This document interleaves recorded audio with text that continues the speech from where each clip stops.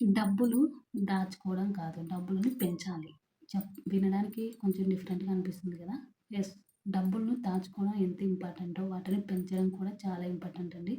ఇప్పుడున్న జనరేషన్ ప్రకారం అయితే డబ్బులు లేకపోతే అస్సలు మనల్ని ఎవ్వరు పట్టించుకోరు. ఆఖరికి తల్లిదండ్రులతో సహా ఎవ్వరు మనల్ని కేర్ చేయరండి. ఎందుకు అంటే మనీ ఇప్పుడు చాలా చాలా ఇంపార్టెంట్. బంధుత్వాల కంటే ఇప్పుడు మనీనే చాలా ఇంపార్టెంట్‌గా చూస్తున్నారు. అలా అని మంచిగా చూసేవాళ్ళు లేరా అంటే వాళ్ళు కూడా ఏదో ఒక అవసరానికి వాళ్ళు యూజ్ చేసుకునేటట్టే ఉన్నారు ఇప్పట్లో. కాబట్టి అవన్నీ పక్కన పెట్టేస్తే ఫస్ట్ మన కోసం అంటూ మనమైతే మనీ అనేదైతే సేవింగ్ చేసుకోవాలి కదా! కాబట్టి మనీ అనేది కంపల్సరీ సేవింగ్ అనేది చేసుకోవాలి.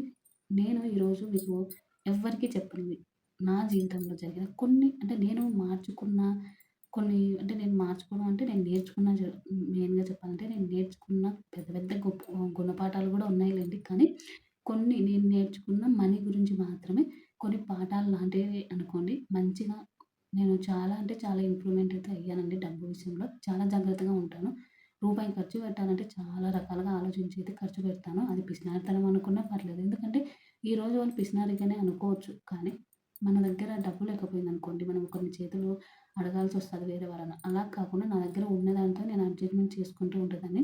అలాగే ఎప్పుడూ కూడా మనము ఎవరైనా కానియండి అంటే కొంతమంది దగ్గర డబ్బులుండొచ్చు.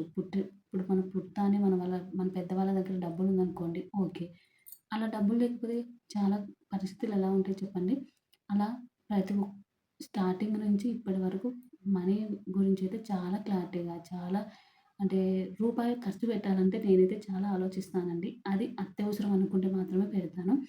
అలాగే హెల్త్ విషయంలో కూడా నేను చాలా చాలా జాగ్రత్తలు తీసుకుంటాను. నేను ఒక రూపాయి సంపాదించకపోవచ్చు ఇంట్లోనే ఉంటూ. కానీ మనీ అనేది సేవింగ్ అయితే చేస్తాను. మీకు ఆల్రెడీ చాలా వీడియోస్‌లో చెప్తూ ఉన్నాను కదా!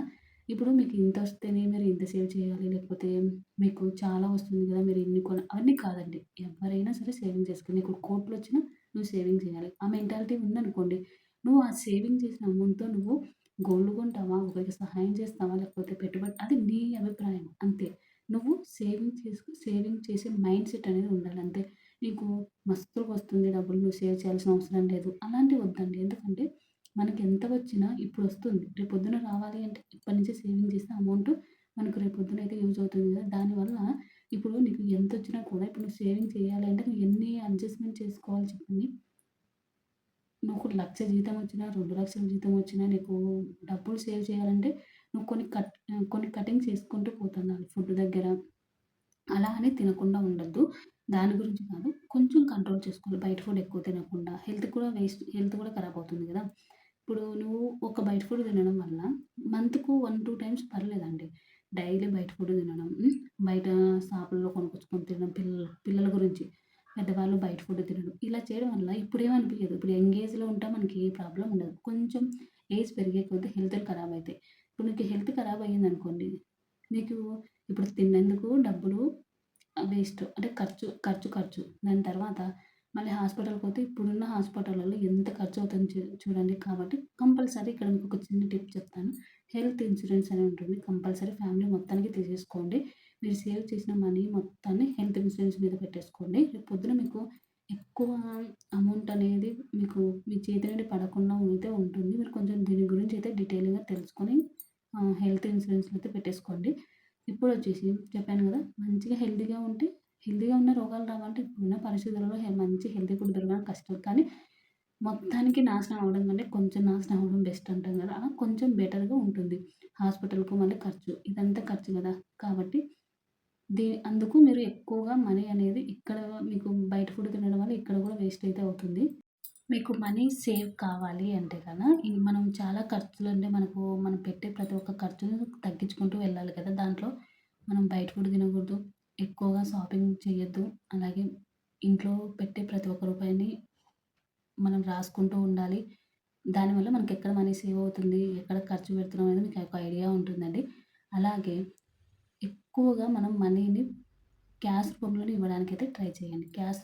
ఇలా ఇవ్వడం వల్ల మనకు ఎక్కువగా ఖర్చయితే ఉండదు. ఇలా మనం చాలా విషయాల్లో మనీ మేనేజ్‌మెంట్ అయితే చేసుకోవచ్చు. నేను అలాంటి వీడియోస్ ఎక్కువగా చేస్తూ ఉంటాను. కాబట్టి మనము డబ్బులనేది ఇప్పుడు దాచిపెట్టడం వరకైతే చెప్పాను గదా! వాటిని పెంచుకోవాలి. ఇది నాకు అంటే నేను పెళ్ళైన ఒక 2 ఇయర్స్ ఆ టైంలో మాకు పక్కన రెంట్‌కుండేవాళ్ళు.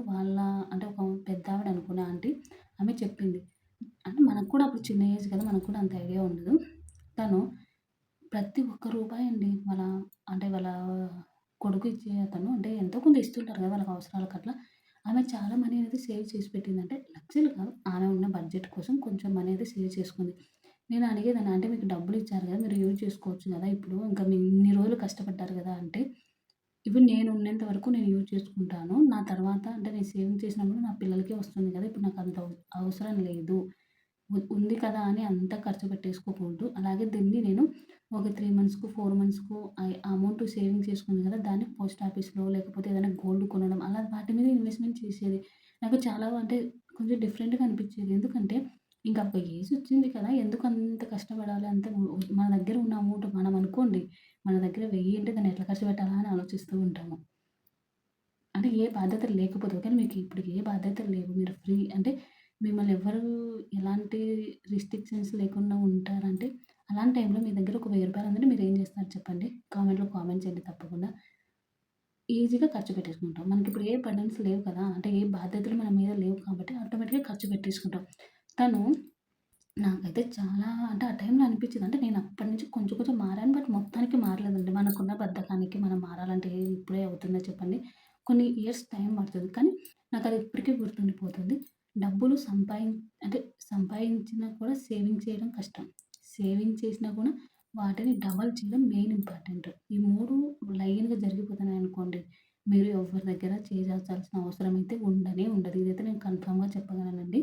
నేను ఆ రోజు నుంచి నాకదే అనిపిస్తూ ఉంటుంది. నేను సంపాదించకపోవచ్చు. కానీ ఇంట్లో ప్రత్ ఫ్యామిలీ మొత్తానికి ఏ హెల్త్ ప్రాబ్లమ్ రాకుండా నేను చాలా చాలా జాగ్రత్తలు తీసుకుంటానండి. సమ్మర్‌లో ఒక రకంగా అంటే రాగి జావాలు అంటే హెల్తీ ఫుడ్ తి ఇ తినుకుంటూ అంటే నేను కొంచెం అరిసైనా సరే మనము కొట్టకుండా, తిట్టకుండా మన పిల్లల్ని పెంచలేం. పెద్దవాళ్ళనైనా ఒక మాట అరిసినా మనం వాళ్ళు ఎలా చెప్తే వింటారో దానికి అనుగుణంగా మనం చెప్పి మనం మార్చేసుకోవాలండి. ఇప్పుడు హెల్త్ ఖరాబవుతుంది. హెల్త్ ఖరాబ్ గాకుండా ఇంట్లో హెల్తీగా మనం కొంచెం ఓపిక తెచ్చుకొని, అలాగే ఇంట్లో అందరిని సహాయం తీసుకొని గూడా మనం హెల్తీగా చూసుకున్నామంటే ఆటోమేటిక్‌గా వాళ్ళ హెల్త్ బావుంటుంది. హాస్పిటల్ బిల్స్ తగ్గిపోతాయి. నాకు మెయిన్ ఇదే భయమండి. హాస్పిటల్ అంటేనే నాకు భయం అసలకి. అందుకే నేను మాక్సిమం దేవుని దయ వల్ల హాస్పిటల్‌కెళ్ళకుండానే మాక్సిమం చూసుకోవడానికి ట్రై చేస్తూ ఉంటాను. పిల్లలకు చిన్న దగ్గులు, జలుబులు వచ్చినా కూడా నేను కషాయం ఎక్కువగా చేస్తూ ఉంటానండి పిల్లలకు. వాళ్ళకి కూడా ఇమ్యూనిటీ పవర్ అనేది ఎక్కువగా వస్తుంది. మనకు కరోనా టైం నుంచి అది కరోనా వచ్చినప్పటి నుంచి ఎక్కువగా అలవాటయింది కదా! నేనైతే పిల్లలకి అలాగే అలవాటు చేసుకుంటూ పోతాను. ఎక్కువగా పిల్లలకు బయట ఫుడ్ పెట్టను. ఇంట్లో కూడా మేము ఎక్కువగా బయట ఫుడ్ అయితే తినమండి. అంటే ఇంట్లో చేస్తాను నేను ఆహ్, వారం ఏదో ఒక ప్రతి వారం టిఫిన్‌లు డిఫరెంట్‌గా చేస్తూ ఉంటాను. నేను ఇంట్లో మాక్సిమం చేయడానికి ట్రై చేస్తానండి. బయట ఫుడ్ అనేది ఎక్కువగా తేను. మేము బయటికి వెళ్ళి కూడా తినము. కాబట్టి మేము ఎక్కువగా నేను ఇంట్లోనే ఉంటూ కూడా మనీ సంపాదించకపోయినా కూడా హెల్తీగా చూసుకోవడానికైతే ట్రై చేస్తానండి. అలాగే నేను టైలరింగ్ నేర్చుకున్నాను. అప్పుడు పెళ్ళైన తర్వాత ప్రెగ్నెంట్ అయినాక ఖాళీగా ఉండడం ఎందుకని టైమ్ పాస్‌కే పోయాను చెప్పాలంటే. టైమ్ పాస్‌కి పోయి నేర్చుకున్నందుకు ఇప్పుడు నాకు మా పిల్లలవి, నావి స్టిచ్చింగ్ చేసుకుంటా అండి. బయట వాళ్ళవైతే చెయ్యను. కానీ ఇవి చేసుకోవడం కూడా ఇప్పుడు ఇద్దరు ఆడపిల్లలకు అలాగే నాకు చేసుకున్నా కూడా మనీ అనేది సేవ్ అవుతుంది కదా! అందుకే మనం ఏదో ఒకటి నేర్చుకుంటూ ఉండాలి. ఖాళీగా అస్సలు ఉండద్దండి. ఒకరి మీద పడి అసలు ఏడవద్దు ఫస్ట్. ఇది మానుకున్నామంటే మనం హ్యాపీగా ఉంటాం. మనదేది, మన పని ఏది మనం చూసుకోవాలి. ఒకరి మీద ఏడవడం, ఒకరిని నెగెటివ్‌గా అనడం మనకంటే ఒకరికి బాగుందంటే అయిపాయే. ఇంక కడుపులో అదేంటారు కళ్ళు మండిపోతుంటాయి అంటారు చూడు అలా. ఎందుకు అవసరం లేదు గదా! వాళ్ళెంత కష్టపడింటే అంత ఆ స్టేజ్‌కొచ్చుంటారు చెప్పండి. ఎవ్వరు కష్టపడనిదైతే స్టేజ్‌కి రారు గదా! అంటే కొంతమంది ఎలా అయినా ఇప్పుడు నువ్వు మోసం జేయాలన్నా వాళ్ళకి ఆ టాలెంట్ ఉండాలి కదా! ఎలా అయినా వాళ్ళు ఏదో కష్టపడే వచ్చేసింటారు.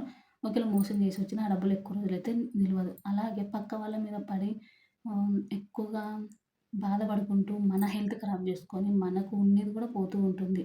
అలా వాళ్ళ మీద పడి ఏడుస్తూ ఉంటే. కాబట్టి ఎవ్వరి గురించి వద్దు. మనది మనం చూసుకుంటే హ్యాపీగా ఉండొచ్చనేది నాకు థైరాయిడ్ ఉంది. దానివల్ల నాకు బద్ధకం ఎక్కువండి. చాలా బద్ధకం ఎక్కువ. కాబట్టి నేను ఎప్పటికప్పుడు మోటివేషన్ వీడియోస్ చూస్తూ ఉంటాను. ఎప్పుడు మోటివేషన్ నాకు కావాలి. మోటివేషన్ లేకపోతే ఇప్పుడు ఇంట్లో ఒక్కదాన్నే ఉంటాను కాబట్టి నాకు మోటివేషన్ లేకపోతే ఏ పని చేయలేను. ఎక్కువ మోటివేషన్ వీడియోస్ చూసుకుంటూ ఉంటాను. అందుకే నాకు ఎక్కువ ఇవన్నీ విషయాల మీద ఎక్కువ ఇంట్రెస్ట్ ఉంటుంది. ఇలా మోటివేషన్ వీడియోస్ చూడడం వల్ల మనకు కూడా ఏదో సాధించేస్తామని కాదు. డేను అంటే ఒక రోజును హ్యాపీగా దొబ్బుకుంటూ పోతుండాలి. లేకపోతే డల్‌గా ఏదో అన్ని బాధలన్నీ మనకే వచ్చినట్టు ఏదేదో అనిపిస్తూ ఉంటుంది కదా! ఇప్పుడున్న డిప్రెషన్ అంటాం కదా! అలాంటివన్నీ వద్దు. హ్యాపీగా ఉండాలి. మెయిన్‌గా ఇదే నాకు గోల్ అండి. హ్యాపీగా ఉండడానికి ట్రై చేస్తూ ఉంటాను. ఇక డబ్బుల విషయానికొస్తే మనం ఖాళీగా కూర్చోవద్దు. ఖాళీగా కూర్చున్నామా మనకు ఒక్క రూపాయి కూడా మన దగ్గర రాదు. ఒక స్టోరీ చెప్పాలనుకున్నాను. బట్ వీడియో లెంత్ ఎక్కువవుతుంది. సింపుల్‌గా చెప్పేస్తాను చూడండి. ఇప్పుడు ఒక మనిషి ఖాళీగా కూర్చొని చెట్టు కింద ఆలోచించుకుంటూ నేను అంటే కలలు కనుక్కుంటూ ఉంటారు. నేను ఇది చేస్తాను, అది చేస్తాను, ఇంత సంపాదిస్తానని. కానీ ఇంట్లో తినడానికి కూడా ఏముండదు. అలా ఖాళీగా కూర్చొని ఆలోచించుకుంటూ ఉన్నామనుకోండి, ఇంట్లో అయినా గూడా మనకి ఏం సాధిస్తాం చెప్పండి? ఏం చేయలేం. అలా కాకుండా ఒకసారి ఆలోచించండి. మీరు బయటికెళ్ళి సంపాదించాలా? ఇంట్లో ఉండి సంపాదించాలని కాదు. సంపాదించడం గురించి కాదండి నేను చెప్పేది. ఖాళీగా ఉండకుండా ఏదో ఒక పని చేసుకుంటూ ఉండాలి. మీకు ఆ పని చేస్తూ చేస్తుంటే మీకే ఒక రూపాయి సంపాదించాలి, ఎలా సంపాదించుకోవాలనేది మీకు ఒక ఐడియా అయితే వస్తుంది.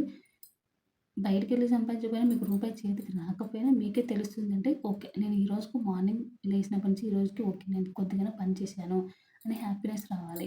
అలా కాకుండా బద్ధకంగా కూర్చొని నాకు ఎక్కువ సేపు పడుకున్నా హెల్త్ ప్రాబ్లమ్స్ వస్తాయి. కూర్చున్నా హెల్త్ ప్రాబ్లమ్స్ వస్తాయి. మన బాడీ అనేది ఎక్కువగా మూవ్ అవుతూ ఉండాలి. మూవ్ అవ్వకపోతే రోగం వస్తే కంపల్సరీ వస్తుందండి. ఎక్కడి నుంచి ఏ రోగం ఎక్కడికి అటాక్ అవుతుందో కూడా మనకు తెలీదు గదా! కాబట్టి ఇలా మనం ఏ పని చేయకుండా ఉన్నామంటే మనకు మనీ అనేది రాదు కదా! పని చేస్తూ ఉంటేనే మనకు మనీ అనేది వస్తుంది. కాబట్టి పని చేసిన డబ్బుల్లో నుంచి ఇప్పుడు మీరు ఒక పని చేస్తే ఒక రూ. 100 వచ్చింది. దాంట్లో నుంచి మీరు ఒక రూ. 20 సేవింగ్ చేశారు. ఆ సేవింగ్ చేసిన దాన్ని మీరు డబల్ చేయాలి. ఇది ప్రాసెస్. మీకు అర్థమైంది అనుకుంటున్నాను. ఈ ప్రాసెస్ చేసుకుంటూ పోతే మీకు మనీ అనేది చాలా ఈజీగా సేవ్ అవుతుందండి. మీకు భవిష్యత్తులో కూడా మంచిగా అయితే ఉపయోగపడుతుంది. ఇక వీడియో అయితే ఇంతటితో ఎండ్ చేస్తున్నాను. మీకు వీడియో నచ్చితే గనక కంపల్సరీ కామెంట్‌లో కామెంట్ చేయండి. ఇంకా మీకేమైనా డౌట్స్ ఉంటే నా గురించి అడిగేటివి only gold collection, silver collection కాకుండా మిగతాది ఏదన్నా అడగండి. నేనైతే మీతో షేర్ చేసుకుంటాను. చాలామంది గోల్డ్ కలెక్షన్ అడుగుతున్నారు. అది నేను కొంచెం చూపించలేను. కాబట్టి నేను ఆల్రెడీ ఒక వీడియో ఉంది చూడండి. దాంట్లో చెప్పాను నేను గోల్డ్ ఎంత కొన్నాను అనేది.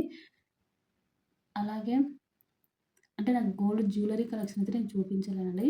ఏమనుకోవద్దు. అవి పర్సనల్ గదా! అవి కాకుండా మీరు ఏదైనా అడగండి. నేను కంపల్సరీ అయితే షేర్ చేసుకుంటాను ఇలాగే. ఇక వీడియో అయితే ఇంతటితో ఎండ్ చేస్తాను. నచ్చితే గనక సబ్స్క్రైబ్ చేసేసుకోండి.